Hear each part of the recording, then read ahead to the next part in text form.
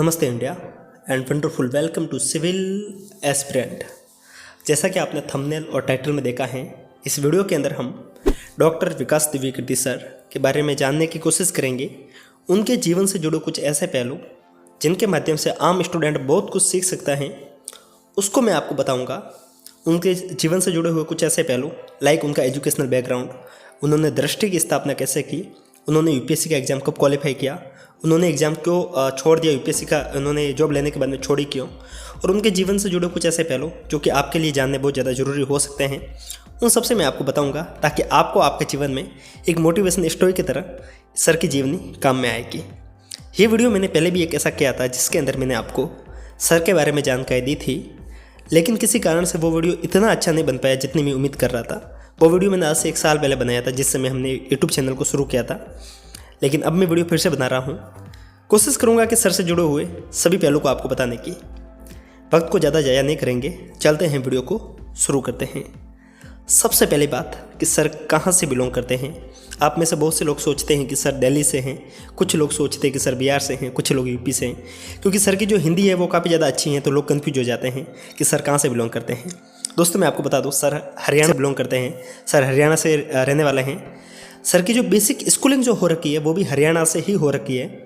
Sir ने 12th तक की पढ़ाई हरियाणा से कर रखी है। और जैसा कि मैंने सर की क्लासेस ली थी, सर के बारे में जब जानने की कोशिश की थी, और हिंदी लिटरेचर की क्लास में सर कई बार बताते थे कि सर ने जो स्कूलिंग की थी उस समय ये आरएसएस के स्कूलों से काफ़ी ज़्यादा जुड़े हुए थे। सर ये भी बताते कि उन्होंने साका में भी कई बार ये इन्होंने इनरोल किया है, साका में भी ये कई बार जाते थे, और कई बार इस बात का ये जिक्र भी सर करते थे। दोस्तों ये सर के स्कूलिंग के बारे में बात होगी। एक और बात कि सर के पीछे जो नाम है डॉक्टर विकास दिव्यकीर्ति, जो दिव्यकीर्ति जो नाम है वो इनके किसी गोत्र या फिर इनके किसी जाति से नहीं है। ये नाम इनको इनके फादर ने दिया था, जो कि आर्य समाज को काफ़ी ज़्यादा फॉलो करते हैं। आर्य समाज से उनको एक किसी प्रेरणा के रूप में उन्होंने एक नाम को दिया था दिव्यकीर्ति, जो कि इनके किसी भी कास्ट से या फिर इनके रिलीजन से कोई भी इनको प्रदर्शित नहीं करता है, और इसी कारण ये नाम सबसे यूनिक है। मुझे जहाँ तक उम्मीद है आपने आज से पहले दिव्यकीर्ति किसी का सरनेम नहीं सुना होगा, मुझे जहाँ तक उम्मीद है उसके आधार पर कह रहा हूँ। दोस्तों हमने सर के करीब 12th तक के बारे में हल्की फुल्की जानकारी ली है, और सर जहाँ तक क्लास में कई बार बताते थे कि सर एक एवरेज स्टूडेंट रहे हैं। न सर ज़्यादा कोई इंटेलिजेंट स्टूडेंट थे, न सर ज़्यादा कोई कमज़ोर स्टूडेंट थे, और बताते हैं कि वो अपने लाइफ में बहुत ज़्यादा एक तरह से बोले तो काफ़ी ज़्यादा शैतान बच्चों के अंदर थे, जो काफ़ी ज़्यादा मस्ती करते थे, उस टाइप के स्टूडेंट थे, और खूब ज़्यादा मस्ती करते थे स्कूल टाइम में। तो आप में से बहुत से स्टूडेंट ये सोच रहे हो कि सर मेरिट होल्डर या फिर बहुत ज़्यादा जीनियस, बहुत ज़्यादा एकदम स्टडी करने वाले स्टूडेंट रहे हैं, तो ऐसी बात नहीं है। सर अपने एक जीवन में नॉर्मल विद्यार्थी की तरह विद्यार्थी थे, और ऐसा सर बताते हैं। और हो सकता है कि ये सर ने खुद अपने स्तर पे अपनी ये उनकी बढ़ोतरी है कि ये सर अपनी तारीफ खुद नहीं करते, ये हो सकता है, लेकिन जैसा सर बताते हैं उसके आधार पर मैं आपको बता रहा हूँ। दोस्तों हमने सर के 12th के बाद में जो सर ने अपनी कॉलेज की वो सर ने DU से की है, दिल्ली यूनिवर्सिटी दिल्ली से। सर 12th के बाद में दिल्ली में आ गए थे। यहीं पे इन्होंने जो दिल्ली का हॉस्टल था उसी के अंदर वो रहते थे, और यहीं पे अपने कॉलेज के साथ में कॉलेज करते थे। BA कर रखी है सर ने, और BA में इनके जो सब्जेक्ट थे वो इनका हिंदी लिटरेचर एक इनका सब्जेक्ट था, साथ में इन्होंने हिस्ट्री पढ़ रखी है, और साथ में इन्होंने सोशियोलॉजी और पॉलिटिकल साइंस के बारे में इन्होंने जानकारी ले रखी है। और दोस्तों इन्होंने BA के बाद में BA के साथ साथ में ये UPSC की तैयारी करते थे। और सर उस समय जब BA करते थे उस समय भी काफ़ी ज़्यादा कल्चरल एक्टिविटी में भाग लेते थे, एक नॉर्मल स्टूडेंट की तरह रहते थे। ऐसा नहीं थे कि 12th से ही UPSC की तैयारी में लग गए थे, तो नॉर्मल स्टूडेंट की तरह अपनी ज़िंदगी को जीते थे, हर कल्चरल एक्टिविटी में भाग लेते थे, और ये सर के शौक हुआ करते थे उस समय। सर ने उसके बाद में MA भी की, लेकिन सर जब ग्रेजुएशन कर रहे थे उस समय साथ साथ में UPSC की तैयारी भी कर रहे थे। दोस्तों सर ने उसके बाद में MA की। MA उन्होंने जिन जिन सब्जेक्ट में कर रखी है, इन्होंने सोशियोलॉजी में MA कर रखी है, इसके बाद में इन्होंने सोशियोलॉजी के साथ में इन्होंने हिस्ट्री में भी MA कर रखी है, बाद में इन्होंने हिंदी लिटरेचर में MA की, हिंदी लिटरेचर में इन्होंने MPhil की, PhD की, और डॉक्टरेट की डिग्री हासिल की। सर PhD हैं, और जो इनका डॉक्टर विकास दिव्यकीर्ति सर नाम है वो इनकी हिंदी लिटरेचर की डिग्री के कारण है। साथ में इन्होंने LLB की भी डिग्री ले रखी है। आप जब कहीं बार सर का जो लेक्चर देखते होंगे तो आप पाते होंगे कि कहीं बार सर अगर हमको पॉलिटिकल लेक्चर समझा रहे हैं तो उनके अंदर जब सोशियोलॉजी का टॉपिक आता है तो सर काफ़ी बेहतरीन तरीके से समझाते हैं। हिंदी लिटरेचर के अंदर कई बार सर हमको फिलोसफी के लेक्चर बताते हैं तो काफ़ी ज़्यादा शानदार तरीके से बताते हैं। ये सब सर के उसी जो उनके शिक्षा का बैकग्राउंड है इसी के कारण वो बताते हैं। सर का जो शिक्षा के अंदर बैकग्राउंड है वो काफ़ी ज़्यादा डीप है, काफ़ी ज़्यादा डीप स्टडी इन्होंने कर रखी है अपने कॉलेज टाइम में। दोस्तों एक और बात कि काफ़ी लोगों को ये भी नहीं पता है कि सर का ऑप्शनल क्या था यूपीएससी में।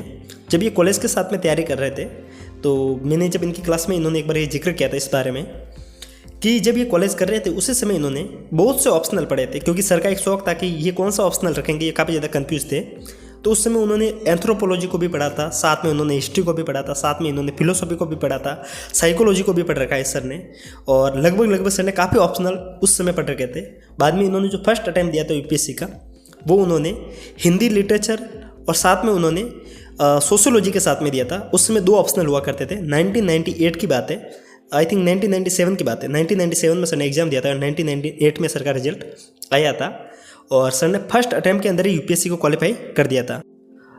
उसके बाद में सर ने इस जॉब को ज्वाइन नहीं किया। इसके पीछे का सबसे बड़ा कारण ये है कि सर को किसी भी तरीके से यूपीएससी के अंदर इंटरेस्ट नहीं था। सर का बस यही था कि यूपीएससी एक बार दिया है तो क्वालिफाई हो गया है। उसके बाद में उन्होंने जॉब को ज्वाइन नहीं किया था। उनके काफ़ी दोस्तों ने काफ़ी ज़्यादा उनके फैमिली मेम्बर के ऊपर दबाव बनाया कि सर ने इस जॉब को ज्वाइन नहीं किया है। तो सर ने अपने फैमिली मेम्बर के दबाव में आकर फिर से यूपीएससी का एग्ज़ाम दिया और उस समय जो सर का ऑप्शनल था वो सर ने हिंदी लिटरेचर, हिंदी साहित्य और साथ में फिलोसॉफी यानी कि दर्शन शास्त्र, इन दोनों सब्जेक्ट को लेकर सर ने अपना ऑप्शनल दिया और सेकंड अटैम्प्ट में भी सर ने यूपीएससी को क्वालिफाई कर दिया था। तो सर ने 2 बार यूपीएससी के एग्ज़ाम को क्वालिफाई कर रखा है और सेकंड एग्जाम में इन्होंने भारत सरकार में इन्होंने काम भी किया था, गृह विभाग में, होम मिनिस्ट्री में इन्होंने काम कर रखा था। उस समय करीब 6 महीने तक इन्होंने काम किया था और जिस समय ये एक तरह का इनका एक दूसरी ज़िंदगी साथ में चल रही थी, साथ में एक ज़िंदगी इनकी चल रही थी, वो कॉलेज में चल रही थी, क्योंकि ये साथ साथ में एमए भी कर रहे थे, अपनी पीएचडी की डिग्री भी ले रहे थे। जिस समय ये पीएचडी में अपनी रिसर्च कर रहे थे उसी समय इनके जो क्लासमेट थे वो जिनका नाम है तरुणा वर्मा, जो कि आज इनकी वाइफ है, इनकी धर्मपत्नी है, उनके साथ में ही इनके अच्छे संबंध रहते हैं और ये इनकी काफ़ी अच्छी दोस्त होती हैं और आज इनकी बाद में उनकी प्रेमिका और बाद में ये उनकी वाइफ भी बन जाती हैं। और सर इस बात का कई बार जिक्र भी करते हैं। बहुत से लोग सोचते हैं कि प्रेम के साथ में पढ़ाई नहीं हो सकती, लेकिन ऐसा नहीं है। अगर आप प्रेम, पढ़ाई और उन सबको अगर मैनेज करना जानते हैं तो काफ़ी बेहतरीन तरीके से अपनी तैयारी को शानदार बना सकते हैं। लेकिन उसके लिए आपके पास में एक मैनेजमेंट की अच्छी स्किल होनी चाहिए, जो कि हर व्यक्ति के पास में नहीं हो पाती हैं। और ये सब सर के अंदर था और सर ने ये सब किया। दोस्तों ये वो टाइम है जिस समय सर ने यूपीएससी के एग्जाम को क्वालिफाई किया और अपनी एक निजी ज़िंदगी को वो चला रहे थे। सर ने करीब 1999 के आसपास में अपनी शादी की थी और शादी के बाद में ही उन्होंने करीब 1990 के अंदर ही दृष्टि की स्थापना कर दी थी। सर कई बार इस बात का जिक्र भी करते हैं कि उनकी जो दृष्टि की स्थापना हुई थी वो एक ये बताते हैं कि ये उनकी एक बेटी की तरह है, कि दृष्टि एक उनकी कोचिंग नहीं है, इनकी बेटी है, क्योंकि उस समय उनकी शादी के बाद में उन्होंने दृष्टि की स्थापना की थी। और ऐसा बोला जाता है कि धीरे धीरे दृष्टि उस समय काफ़ी ज़्यादा पॉपुलर हो गई थी, क्योंकि मुखर्जी नगर में पहली बार एक ऐसी कोचिंग जो कि हिंदी माध्यम की थी वो वहाँ पे उभरी थी। उससे पहले राजेंद्र नगर में और वहाँ पे Vajiram and Ravi, Vision IAS तो खैर काफ़ी ज़्यादा लेट में आई है, लेकिन वाजीराम एंड रवि और बहुत सी पुरानी कोचिंग वहाँ पर चल रही थी, शंकर आईएएस वगैरह इस टाइप की कोचिंग है। तो उस समय एक हिंदी माध्यम की ऐसी कोचिंग आई जिन्होंने हिंदी माध्यम का काफ़ी ज़्यादा शानदार रिजल्ट वहाँ पर प्रेजेंट किया। दोस्तों जब हिंदी माध्यम का रिजल्ट इनका आया था तो उस समय करीब 2003 में ही उनकी एक टॉपर किरण कौर मैम शायद उनका नाम है, उन्होंने ऑल ओवर इंडिया रैंक पे 3री रैंक लाई थी। मैं माफ़ी चाहूँगा 2008 के आसपास उनका रिजल्ट आया था, जो कि उनकी 3री रैंक थी और जो ये अभी तक का हिंदी माध्यम का सबसे शानदार रिजल्ट है। और ये सर के हिंदी साहित्य की विद्यार्थी थी। सर ने अपने जीवन में काफ़ी ज़्यादा अचीवमेंट हासिल की। और अब बात रहती है कि सर के अभी जो निजी ज़िंदगी उसमें क्या क्या है। सर के साथ में इनके परिवार में सर दिल्ली में रहते हैं। इनके घर में इनका एक बेटा है जो कि करीब 9 से 10 साल का है। साथ में इनके पिताजी इनके साथ में रहते हैं। इनकी वाइफ जो कि तरुणा वर्मा है, जो कि दृष्टि के अंदर भी साथ में काम करती हैं और कई बार जो कार्यकारिणी के अंदर सबसे ज़्यादा सीनियर पोस्ट पे है तो उनकी वाइफ ही है।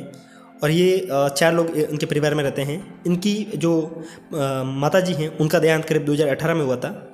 और दोस्तों ये सब उनके जीवन के बारे में था। बाकी बात उनके जीवन में जो सादगी है वो आप कई बार यूट्यूब लेक्चर के माध्यम से देखते होंगे।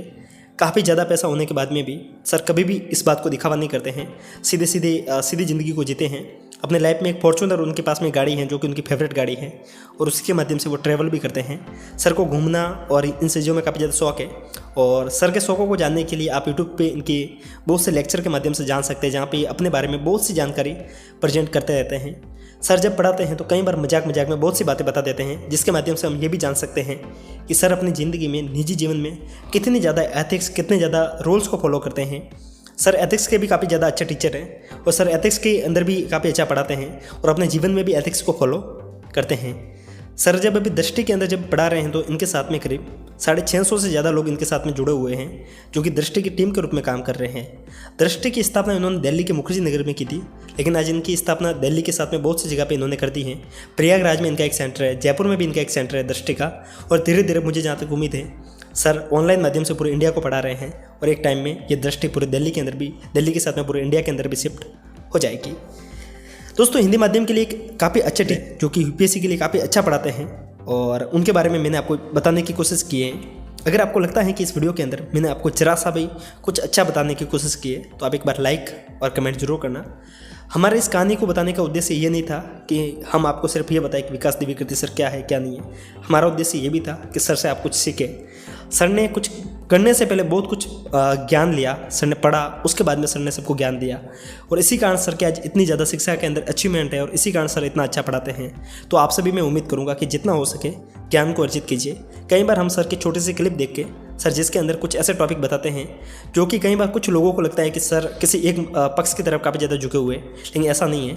सर जब किसी भी टॉपिक को पढ़ाते हैं तो उसके पीछे पूरी स्टडी करने के बाद में पढ़ाते हैं और यही कारण है कि सर के अंदर काफ़ी ज़्यादा डेप्थनेस होती है। सर के आप किसी भी छोटे से वीडियो को देख के सर को कभी भी जज मत कीजिएगा। अगर सर के बारे में संपूर्ण जानकारी चाहिए तो इनका कभी भी पूरा लेक्चर देखिएगा, तभी आप समझ पाएंगे कि सर कहना क्या चाहते हैं। खैर मुझे जहाँ तक पता है कि आप में से बहुत से लोग इस वीडियो को पसंद करेंगे और ऐसे ही उम्मीद के साथ में मैं इस वीडियो को भी ख़त्म करता हूँ। फिर मिलेंगे इसी प्लेटफॉर्म पे आपकी और हमारी दोबारा मुलाकात होगी। तब तक के लिए हंसते रहिए, मुस्कुराते रहिए, साथ साथ में पढ़ते भी रहिए। फिर मिलेंगे, तब तक के लिए जय हिंद।